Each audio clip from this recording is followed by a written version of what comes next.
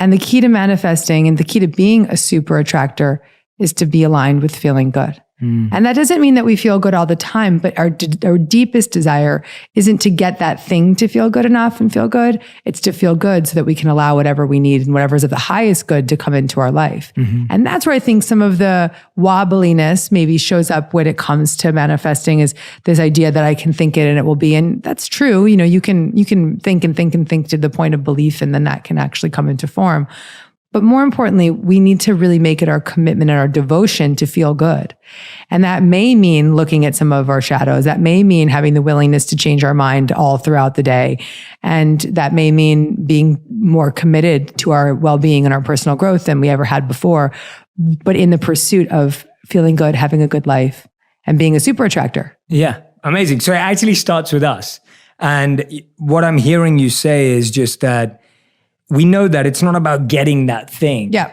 But the challenge is that somehow in that pursuit, it always becomes about that, even if that thing is something elusive like a title or a status or, you know, being on a list or whatever it may be. Like, it ends up being that way. How did you said something really interesting to me when you walked in. And I was congratulating you because the book's already a New York Times bestseller, right? The book's been #1 on the list, which is unbelievable. Oh, it's been like 3, 5, and 6, 3 weeks in a row. Okay. #1 on Amazon. Yeah, #1 on Amazon. Right. So it's got all that. And I said that to you, and I congratulated you, and I showed you a picture that you posted. And I was like, this is amazing. This is my 7th book. And all I cared about with this book, because in many of my other books, I really cared about lists and things like that. But with this book, and that didn't mean that there wasn't major service behind them and the primary intention being to serve, because if that wasn't the case, they wouldn't have had success. But my agenda was different at times, and you know, it's more in the marketing of it. And this time around, I was like, I'm going to show up and do my part, but I'm just going to have fun. I'm going to feel good. I'm going to relax. And I'm not going to think about it. You know, the day that my publishers called me and said the book is on the list, I didn't even realize it was Wednesday, which is the day I could have cared less. I wasn't thinking about it at all. I didn't even recognize the day it was. And that's been happening every week. Every Wednesday, I keep getting these text messages. Oh, it's number 5, it's number 6. And I'm like, oh yeah, it's Wednesday.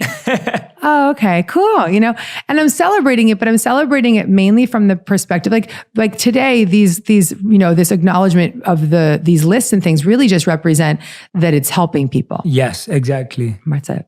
Which I think is such an important thing to celebrate. That's right. Because we're celebrating the fact that a book about being a super attractor is growing as opposed to a book about something negative or something toxic. There's that, definitely. And I also am seeing, like, I wrote this book because I wanted to feel good. And so I'm seeing that I knew that if it made me feel good, which it did in multiple cases where I even returned to it on my own to read it, I knew that if it was making me feel good, that it was definitely going to make the reader feel good. And that's today I was at lunch and a woman, you know, grabbed me and was like, look, I just have the audiobook right now and I'm listening to you right now. And I was like, awesome. And she said, it's making me feel so good.